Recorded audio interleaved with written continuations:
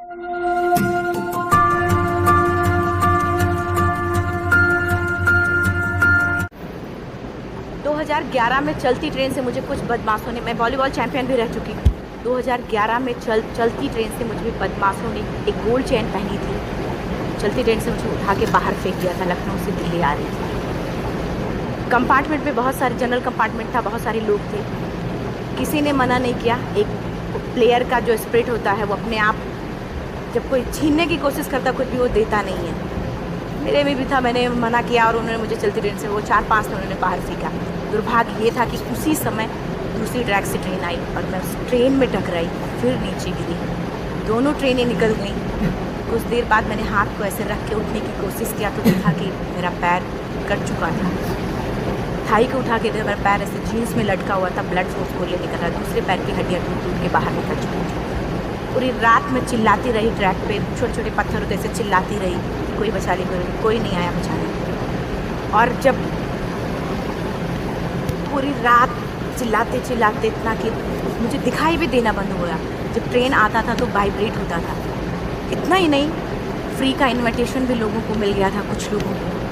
Track पे आपने train की ट्रैक पे छोटे छोटे चूहे देखे होंगे, मेरे कटे हुए पैर पे आके मेरा पैर उतर रहे थे। मेरा ब्रेन कॉन्शियस मेरा पूरा काम करता मेरे, लेकिन बॉडी में कोई भी मूवमेंट नहीं था। पूरे पल में वही चीज़ें सोचती कैसे मैं अपने आप को कैसे बचा पाऊँ। लेकिन करीब पूरी रात ऐसे बीता। सुबह गांव वालों ने मुझे बरेली डिस्ट्रिक्ट हॉस्पिटल यूपी में है, वहाँ पे हुआ था ये। सुबह गांव वालों ने मुझे उठाया, डिस्ट्रिक्ट हॉस्पिटल ले जाके रखा तो फार्मासिस्ट, डॉक्टर, सीएम जितने लोग थे आपस में बातें कर रहे हैं, हमारे पास तो एनेस्थीसिया नहीं है, ब्लड नहीं है, इसका इलाज शुरू करें तो हम कैसे करें। मुझे भी नहीं दिखाई तो नहीं, लेकिन मेरा सुनाई दे रहा था सब कुछ। और कहाँ से हिम्मत आई मुझ में, मुझे भी नहीं पता। मैंने बोला वहाँ पे कि सर जब मेरा पूरा पैर कटा, तब मैंने इतनी देर रेलवे ट्रैक पे थी, मैं उस चीज़ को बर्दाश्त किया, तो अभी तो आप मेरे अच्छे के लिए मेरे पैर कटे। शायद आपको यकीन नहीं होगा या फिर कभी आप लोगों ने ये चीज़ नहीं रखी, कोई डॉक्टर या फार्मासिस्ट अपना ब्लड दे के किसी पेशेंट को बचाया। मेरी इस बात को सुनने के बाद वहाँ के डॉक्टर और फार्मासिस्ट दोनों ने 1-1 यूनिट ब्लड दिया और मेरे पैर को बिना एनेस्थीसिया अलग कर दिया। आज भी मैं उस दर्द को महसूस करती हूँ, जब भी मैं जब बोलती हूँ तब मैं वो चीज़ें महसूस करती हूँ। उसके बाद जब बात मीडिया में आई, लोगों को पता चला कि मैं नेशनल प्लेयर है, KGMC king George medical college Lucknow में एडमिट करा, लखनऊ से फिर sports minister AIIMS trauma centre Delhi. तब तक सब ठीक ठाक चल रहा था, प्लेयर होने की वजह से अच्छा ट्रीटमेंट मिलना शुरू हुआ। करीब 4 महीने में एम्स में रही। एम्स में रहने के बाद जब मैं थोड़ा ठीक हुई, करीब 25 दिन बाद जब ठीक हुई, न्यूज़पेपर देखा, न्यूज़पेपर में गोल गोल लिख के आ रहे कि अरुणिमा के पास टिकट नहीं था, अरुणिमा ट्रेन से कूद गई। उसका खंडन किया घर वालों ने, फिर बोला कि अरुणिमा सुसाइड करने गई थी। जिस लड़की का शरीर का एक अंग कट चुका पूरी ज़िंदगी का, पता नहीं कि व्हील चेयर है, बैसाखी या पता, यहाँ तक कि मेरे स्पाइन में 3 फ्रैक्चर था, मुझे ये भी नहीं पता था कि मैं बेड से उठ भी पाऊँगी कि नहीं। अंदाज़ा लगाया जा सकता, सिर्फ अंदाज़ा लगाया जा सकता है उसकी दिलो दिमाग पे क्या चल रहा है, उस परिवार की क्या स्थिति रही होगी जब जिस परिवार की एक यंग एज लड़की का इस तरीके का सिचुएशन हुआ हो। फिर भी कहते हैं कि जहाँ चाह होती वहाँ राह मिली जाती है। एम्स के हॉस्पिटल के बेड पे मैंने डिसाइड किया, क्योंकि अपनी बातें हम चिल्ला के करें, वो सिस्टम की इतनी हाई लेवल की बातें हो रही थी कि हम एक मध्यम वर्गीय फैमिली से थे, हम अपनी बातें चिल्ला के कह रहे थे, लेकिन कोई नहीं सुन रहा था। लेकिन कहते हैं मैंने अपने दिल दिमाग अंतरात्मा से ये चीज़ सोच ली कि ठीक है, आज आपका दिन है, जितना चाहो बोल लो, एक दिन तो मेरा दिन आने वाला, मैं प्रूफ कर दूँगी कि मैं क्या हूँ, मैं क्या थी, ये मैं प्रूफ कर दूँगी। हॉस्पिटल के बेड पे डिसाइड किया वॉलीबॉल नहीं, लाइफ का सबसे टफ गेम करना है, तब मैंने माउंटेनिंग चुना। जब मैंने माउंटेनिंग कहने और करने में बहुत फ़र्क होता है। जब मैंने माउंटेनिंग की बात सोची और लोगों के सामने, सबसे बड़ी चीज़ थी सही गाइडेंस में ट्रेनिंग लेना, दूसरा स्पॉन्सरशिप। इतना बड़ा एक साथ तो मैंने 40 से 50 लाख मैंने वाकई में कभी नहीं देखे थे पहले। मेरे लिए बहुत बड़ी चीज़ थी इकट्ठा कर पाना।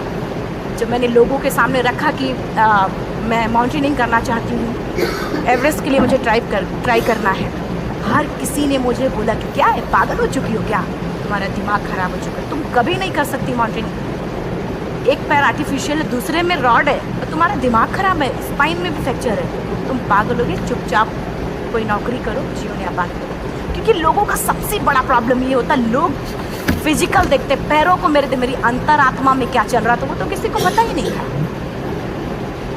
मुझे लगता है कि आज यहाँ पे मैं भी सुबह से देख रही हूँ, इतनी अच्छी अच्छी चीज़ें मैंने सीखी यहाँ पे।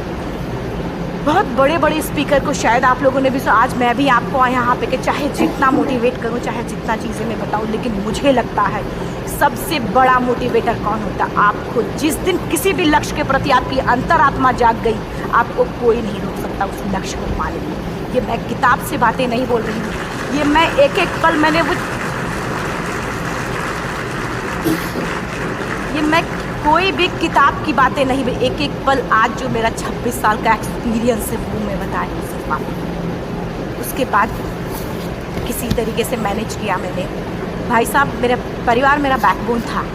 परिवार ने मुझे, भाई साहब ने मुझे कहा कि मैडम बछेंद्री पाल जिन्होंने 1984 में एवरेस्ट समिट किया, उनसे मिलते हैं, वो ज़रूर कुछ ना कुछ करेंगे। हॉस्पिटल से निकलने के बाद मेरे राइट लेग में स्टिचेस लगी थी। मैंने डायरेक्टली घर जाने की बजाय, जब लोग ये सोचते कि मुझे अपना जीवन यापन कैसे करना है, जब लोग ये सोचते हैं कि मुझे अपनी ज़िंदगी के मेरे दिमाग में सिर्फ 2 चीज़ें चल रही थी, मुझे इनका जवाब कैसे देना है, एवरेस्ट समिट कैसे करना है।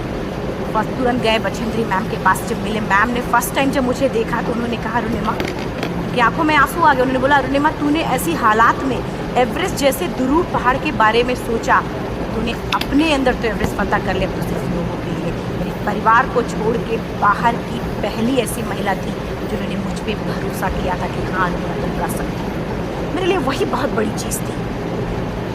प्लानिंग भी कर ली, मैम भी मिल गई, सब हो गया, लेकिन जब उतरते हैं फील्ड में तब पता चलता कि हम क्या हैं। रोड हेड से मैं पहुंच गई। मैडम ने कहा कि ठीक है, तुम्हारे कहने तुम्हारे सोचने से कुछ नहीं होगा, अरुणिमा प्रूफ करो कि कर सकती हो। मैंने कहा बस एक मौका चाहिए मुझे। वाकई में जब मैं माउंटेन में पहुंची, रोड हेड से बेस कैंप लोगों को 2 मिनट लगता था, मुझे 3 घंटे लगते थे, क्योंकि मेरे राइट लेग की हड्डियाँ भी नहीं जुड़ी थी। लेफ्ट मेरा आर्टिफिशियल लग चुका था, लेकिन स्टम्प एकदम रेड, उसका मतलब घाव एकदम नए थी। मैं अगर पैर रखती थी तो मेरे पैर से जोर से अगर दबा देती थी तो पैर से मेरे ब्लड आने लगता था। सारे लोग नॉर्मल थे वहाँ पे। हर कोई ये बोलता कि एक पीक के लिए जाते थे तो हर कोई मुझे ये बोलता कि अरुणिमा तुम धीरे धीरे आओ। मेरे दिमाग में हर बार यही बात चलती थी कि क्या है, मैंने एवरेस्ट का प्लान किया, मैं इनके बराबर भी नहीं चल पा रही हूँ। खुद से संकल्प लिया कि कोई बात नहीं, एक दिन ऐसा आएगा कि मैं इनसे पहले जाऊँ। और आपको शायद यकीन ना हो, आने वाले 8 महीने बाद पूरा का पूरा वेट उठा के बेस कैंप से साथ निकलते और टॉप पे पहले पहुँचते। ऐसे करके देखते थे कि अरे ये लोग, तो मुझे खुशी होती थी। उससे भी ज़्यादा मुझे खुशी तब होना शुरू हुआ जब वो सारे लोग आके मुझसे ये पूछते, मैडम खाते क्या हो, बता दो, पैर नहीं है फिर भी कैसे चलते हो। उसके बाद पूरा मुझे स्पॉन्सरशिप मिला। मैं जब एवरेस्ट के लिए गई, मेरे लिए सबसे बड़ा एवरेस्ट की जर्नी में मेरे सबसे बड़ा चैलेंज यही था कि दूसरे को समझा पाना। मैं नहीं समझा पाती कि भाई मैं कर सकती हूँ। जब मैं एवरेस्ट के लिए शेरपा होता, शेरपा को जब ये बात पता चला कि मेरा प्रोस्थेटिक लेग है, आर्टिफिशियल लेग है, दूसरे में राउंड, बोला नहीं ले जा सकते, इसकी वजह से तो मेरी भी जान जाएगी। मैडम ने, हमने सबने कन्विंस किया किसी तरीके से। वाकई में जो टीवी में हम और उसमें फ़ोटोज़ में देखते हैं ब्लू और ग्रीन आइस, हिला देने वाला होता, जितना सुंदर दिखता उतना ही हिला देने वाला होता। जब मैं हमारे ग्रुप में 6 लोग थे, रॉकी एरिया तक मैं सबसे पहले थी, लेकिन जैसे ही मैं ग्रीन और ब्लू आइस में गई, मेरा आर्टिफिशियल लेग स्लिप कर जाता था। फ्रंट पॉइंटिंग से, जब मैं फ्रंट क्रैम्पोन से फ्रंट पॉइंटिंग मारती थी, लेफ़्ट से पेन होता था तब भी करते, लेकिन आर्टिफिशियल जैसे फ्रंट पॉइंटिंग मूव हो जाता, मेरा पैर ही मूव हो जाता था। शेरपा मुझे बोला नहीं हो सकता अरुणिमा, ज़बरदस्ती मत करो। मैंने कहा कुछ नहीं, ये मेरा पैर है, मैं जानती हूँ कैसे चलेगा। फाइनली 1, 2 बार, 3 बार करने, 4 बार बाद पूरा गोल हो जाता था, आइस थोड़ा टूट के निकलता था, तो मैं वहाँ पैर रख के जाती थी। कैंप 3 तक ठीक था, प्रॉपर एक्लेमेटाइज किया अपने आप। कैंप 3 तक जनरली गए। बात जब कैंप 3 के ऊपर की होती है, साउथ पोल समिट, अच्छे माउंटेनियर, अच्छे दिलेर के हौसले धरे के धरे तब रह जाते हैं जब अपनी आँखों के सामने किसी को मरता देखता है, और दिमाग में बात, जब जिसको डिसीजन मेकिंग, और ये दिमाग में बातें जब ये आने लगती हैं कि अरे जिस चीज़ के लिए हम जा रहे हैं उसी चीज़ के लिए आदमी मर रहा है, इसी चीज़ के लोग लिए मर चुके हैं। रात में क्लाइंबिंग, ज़्यादा से ज़्यादा माउंटेनिंग रात में की जाती है क्योंकि वेदर शांत होता है। जब मैं रात में निकली साउथ पोल से, कैंप 4 से, मेरी हेडलाइट जिधर ही हेडलाइट जा रही थी उधर ही डेड बॉडीज मुझे नजर आ रही थी। मेरे रोंगटे खड़े हो रहे थे, मुझे समझ में नहीं आ रहा था कि मैं करूँ तो क्या करूँ। इतना ही नहीं, मैं जिस रोप में थी उसी रोप में जब मैं आगे जा रही हूँ और एक बांग्लादेशी, उनका हाथ हल्का हल्का इसलिए मुँह से आवाज़ आ रही थी। मैं एक्सप्लेन नहीं कर सकती मुझे कितना डर लग रहा था। बार बार ये बार बार मन में आती, इसका ऑक्सीजन ख़त्म हुआ है, ये मर चुका है, लास्ट सिचुएशन में, और हम कुछ नहीं कर पा रहे हैं, क्या करें। उसके बाद मैंने 10 से 15 मिनट सिर्फ मैं वहाँ खड़ी रही। मैंने सिर्फ इतना बोला कि अगर आप सभी में से सभी ने एवरेस्ट सबमिट कर लिया तब तो ठीक है, अगर नहीं सबमिट किया है मैं सबके लिए एवरेस्ट सबमिट करूँगा, जिंदा वापस जाऊँगा। क्योंकि जैसा हम सोचते हैं हमारी बॉडी उसी तरीके से जनरेट करना शुरू करती है। मैंने डेड बॉडी, क्योंकि जा ही नहीं सकते थे किनारे से, उसी रोप में वो एंकर है, डेड बॉडी को लांग के जाना शुरू किया। हिलेरी स्टेप साउथ समिट के करीब जब मैं खुद पहुंची, मेरे शेरपा ने एक जोर से झटका मुझे दिया कि अरुणिमा वापस चलो, तुम्हारा ऑक्सीजन ख़त्म हो रहा है। हिलेरी स्टेप के बाद एवरेस्ट समिट है, थोड़ा चलने के बाद एवरेस्ट समिट है। अगर कोई आपसे ये बोले, आप अपने टारगेट के इतने करीब हो, अगर कोई आपसे ये बोले कि अरुणिमा वापस चलो, कैसा लगता है। मैंने भी यही बोला, सर क्या बोल रहे हो आप, मैं नहीं जाऊँगी वापस। बोला अरुणिमा ज़िंदगी रही, दोबारा ट्राई करना और एवरेस्ट समिट हो जाएगा दोबारा। कहा नहीं, ये आप ज़िंदगी में गोल्ड चांस बार बार नहीं आते, लाइफ में कभी कभी आता है, ये आपके ऊपर आता, आप उसको पकड़ के रखते हो या आपको छोड़ देते हो। मैं अपना गोल्ड चांस कभी नहीं, क्योंकि मैं जानती थी मुझे स्पॉन्सरशिप बहुत मुश्किल से मिला, एक बार अगर मैं छोड़ देती दोबारा मुझे कभी नहीं मिलता। बहुत अच्छी तरीके से जाती थी। मेरा फाइनली मुझे बछेंद्री मैम ने भी एक बार बात समझाई थी, मेरी माँ ने मुझे एक बार बताया था कि लाइफ में कभी कभी सिचुएशन ऐसी आती है जब सिर्फ आप अकेले होते हो, डिसीजन सिर्फ आपको लेना होता है। जहाँ पे भी होना, खड़े होकर हल्का सा पीछे मुड़कर देखना और ये सोचना कि आप एक एक कदम चल के यहाँ तक पहुँचे, सिर्फ अपना एक कदम आगे बढ़ाना, तुम देखना कुछ देर बाद तुम टॉप पे हो। मेरे दिमाग में उनकी बातें वीडियो की तरह चल रही थी और सिर्फ एवरेस्ट का टॉप चल रहा था। मैंने शेरपा को पहले कन्विंस करने की कोशिश की कि भाई चल, कुछ नहीं होगा भाई चल। फाइनली जब वो नहीं माना, मैंने एक कदम आगे बढ़ाया, डिसीजन लिया कि नहीं जाना ही जाना। आगे बढ़े, करीब 1 से 1.5 घंटे बाद मैं टॉप पे थी। और इतना ही नहीं, आज भी मैं जितनी बार बोलती हूँ उतनी बार मैं महसूस करती, अब मेरे रोंगटे खड़े हो जाते हैं, मेरा दोनों हाथ ऊपर करके जोर जोर चिल्लाने का मन कर रहा है। इतनी जोर से चिल्लाऊं कि सबको बता दूं कि आज मैं टॉप ऑफ द वर्ल्ड। उन लोगों को बता दूं जो लोग ये सोचते हैं, लड़की, दूसरे विकलांग, तीसरे मिडिल क्लास में, जो लोग एक बार हार के फिर दोबारा लड़ना नहीं चाहते, जो लोग हारने के बाद सोचते हैं कि हम दोबारा कुछ कर नहीं सकते, उन लोगों को मैं चिल्ला के टॉप से बताना चाहती थी कि नहीं, आप सब कुछ कर सकते हो। सिर्फ एक सोच की विकलांगता, हैंडीकैप आदमी यहाँ से होता है, यहाँ से नहीं। अगर यहाँ से जो आदमी विकलांग है तो नॉर्मल आदमी भी विकलांग है, जो ये तो यहाँ से विकलांग है। चिल्ला के मैं बताना चाहती थी। मैंने शेरपा से कहा कि आप एक फ़ोटो खींच लो, क्योंकि सारे लोग फ़ोटो, अपना नेशनल फ्लैग का जो वैल्यू होती है ना, वो जब हम कहीं बाहर होते हैं तो पता चलता है। मुझे भी बहुत खुशी हो रही थी, फ्लैग को हग किया और बोला फ़ोटो खींचो। बोला पागल हो गई है, तेरा ऑक्सीजन कभी भी ख़त्म हो जाएगा, नीचे चल। तो नहीं, फ़ोटो खींच। फ़ोटो खींचा उसने। वो तो अगली बार इतना तेज गुस्सा हुआ, मैंने उसको बोला कि भाई वीडियो भी बना ले। 8848 की हाइट पे ऑक्सीजन ख़त्म हो रहा है, आज हम भी हंस रहे हैं आप लोगों के साथ, क्योंकि यहाँ पूरा ऑक्सीजन है। और 8848 की हाइट पे जब मुझे शेरपा, कोई भी शेरपा को बोलेगा भाई वीडियो बना, परेशान हो गया, पागल हो चुकी, कर तुम मर जाए, यहाँ मैं जा रहा हूँ नीचे। मैंने कहा नहीं, कुछ नहीं होगा, आप बनाओ वीडियो। इसी तरीके से मन में 4-5 पेयर बैटरी रख के लेके गई कि डिस्पोजल कैमरा, एक अलग कैमरा की, मतलब एक नहीं कार्टून करेगा तो दूसरा करेगा, प्रॉपर प्लानिंग से। शायद आप लोग भी सोचो कि वाकई में लड़की को इतना बड़ा रिस्क लेने की क्या ज़रूरत थी, कि ज़िंदगी कभी भी जा सकती थी इसकी। लेकिन मैंने वो रिस्क लिया क्योंकि मैं चाहती थी कि कहीं ना कहीं से मेरे भी दिमाग में बात आ चुका था कि मैं जिंदा वापस ना जाऊँ। मैं चाहती थी कि अगर मैं जिंदा ना जाऊँ तो ये वीडियो मेरे इंडिया, शेरपा से मैंने यही बात बोली, ये वीडियो अगर मैं जिंदा नहीं जाती, ये वीडियो मेरे इंडिया पहुँचा देना, मेरे यूथ तक चला जाएगा। मैं चाहती थी कि 11 अप्रैल 2011 को मेरा एक्सीडेंट हुआ, 21 मई 2013 10:55 पे मैं top of the world. Almost 1 से 2 साल के अंदर। कैसे कैसे यहाँ से मैंने ये चीज़, मैंने कभी भी कामयाब होने की मेरी वो ज़िंदगी बन चुकी थी, मेरा जुनून बन चुका था, मेरा पैशन मेरा जिद बन चुका था। मेरा सोते उठते बैठते सिर्फ मुझे एवरेस्ट दिखाई जाए। और मुझे लगता है किसी को भी अगर अपना लक्ष्य पाना है, यहाँ से अगर पागलपन जब तक नहीं आएगा तब तक नहीं होगा। फाइनली उसने वीडियो बनाया।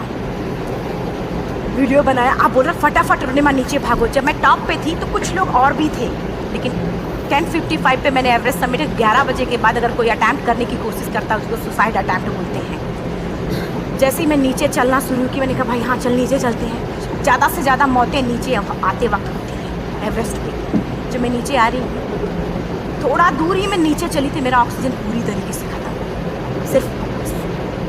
सिर्फ अंदाज़ा लगाया सकता कि जब ऑक्सीजन ख़त्म हुआ क्या परिस्थिति रही होगी। मैं ऐसे नीचे गिर गई और शेरपा मुझे बोल रहा कि रोनिमा मुझे यकीन नहीं था कि तू एवरेस्ट समिट कर पाएगी, लेकिन फिर भी तूने किया।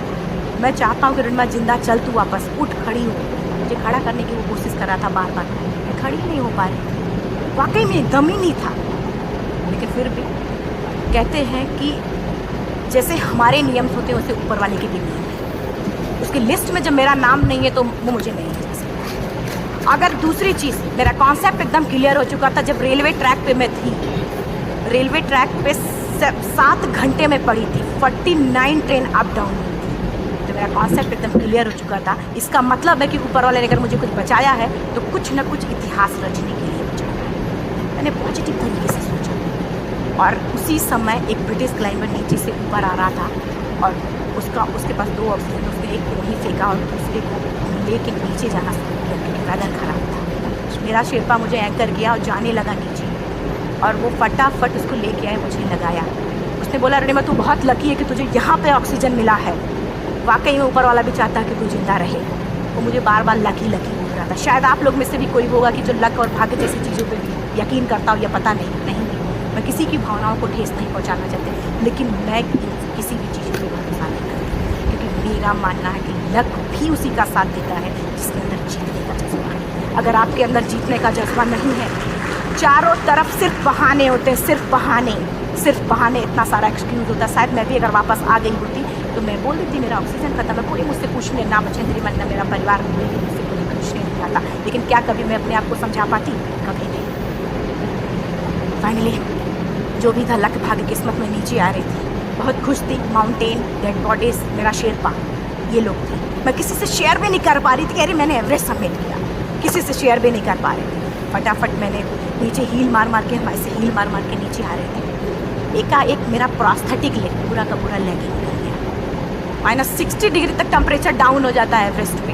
मेरा हाथ वगैरह ये सब ऐसे मूवमेंट, ऐसे मुड़ नहीं रहा था, ब्लड निकलने लगा था। ये सब यहाँ पे मुझे शेरपा से मैं बोल रही थी ऑलरेडी मेरा पैर कटा हुआ है, अगर दिमाग में ये बात है कि मेरा हाथ भी काटना पड़ेगा, कैसा लगेगा मेरा दिमाग। क्योंकि ये ऐसा मूवमेंट, रेड 3 स्टेज होती हैं। रेड मेरा हो चुका था, रेड, ब्लैक, ब्लू, ब्लैक हो तो काटना पड़ेगा। तो बार बार मैं बोल रही हूँ शेरपा से कि भाई हाथ मेरा कुछ हो रहा है, इसमें मूवमेंट नहीं हो रहा है, यहाँ सबसे ब्लड हो। बोला रोनिमा कुछ नहीं, जितना नीचे जाएंगे उतना अच्छा होगा। प्रोस्थेटिक लेग मेरा निकल चुका है, मैं रुकी हूँ, मेरा ऑक्सीजन चल रहा, बड़े मुश्किल से लक भाग्य किस्मत जो भी था मुझे मिला था। शेरपा मेरे आगे है, लास्ट मोमेंट तक वो मुझे बोलेगा, अगर वो मैं नहीं चलती वो मुझे छोड़ के चला जाए। गलती उसकी भी नहीं होती, क्योंकि वो क्या करे, क्लाइंबर की वजह से ये तो अपनी जान हो गई थी, गलती उसकी भी नहीं है। लास्ट में मेरी आंखों से आंसू निकलने लगा। मैंने सोचा क्या करूँ अब। रोने अपने आप आंसू कहीं ना कहीं से आ ही जाता है। दूसरे पल मुझे समझ में आ गया कि रोने धोने से कुछ नहीं होगा। मैंने आंसू को पोंछा और रोप जो मेरी रोप को पकड़ा, दूसरे हाथ से आर्टिफिशियल लेग को, पैर को घसीट के चलना सीखा, क्योंकि मेरे पास यही था। ये तो दूसरा था गिव अप कर दो, तो ये चीज़ थी। पैर को घसीट चलना शुरू। कुछ दूर नीचे चलने के आने के बाद रॉक था, उसमें घुसे, पैर को खोला, सही किया, फिर नीचे चला। Camp 4 to summit to camp 4 3500 feet है, और इसमें टोटल जनरली लोग 16 से 17 घंटे में समिट कर लेते हैं। मुझे टोटल 28 घंटे लगे थे। हर माउंटेनियर, चाहे बाहर का या फिर इंडिया का, हर किसी ने ये मान लिया था कि रोनिमा जिंदा वापस नहीं आएगी। हर किसी ने ये चीज़ मान लिया था। लेकिन मुझे जब मैं वापस साउथ पोल पहुंची, जब मैं टेंट का जिप खोला, मैंने हर किसी ने कहा कि अरे तू यहाँ है, हम तो सब सोच लिए थे तो चले गए, हर किसी ने बोला था, फिर सब खुशी मना रहे थे हम सब। लेकिन ये सब बताने का मेरा सिर्फ एक मकसद था कि सब कुछ हम में है, हम जैसा चाहे वैसा कर सकते हैं। ऑलरेडी टाइम हो चुका है। मैं एक चार लाइन की पंक्ति सिर्फ बोलूँगी। मैं एक्चुअली मेरा एम है कि मैं वर्ल्ड के जो कॉन्टिनेंट है, कॉन्टिनेंट के हाईएस्ट पीक समिट करूँ। एशिया का एवरेस्ट हो चुका है, अफ्रीका के किलिमंजारो हो चुका है, यूरोप का एल्ब्रूस हो चुका है। 23 नवंबर को मैं जा रही हूँ ऑस्ट्रेलिया हाईएस्ट पीक के लिए। बस आप लोगों की गुड विशेस चाहिए। और 4 लाइन, अभी तो इस बाज की असली उड़ान बाकी है, अभी तो इस बाज की असली उड़ान बाकी है, अभी तो इस परिंदे का इम्तहान बाकी है, अभी अभी मैंने लांगा है समुद्रों को, अभी तो पूरा आसमान बाकी है। Thank you so much, thank you.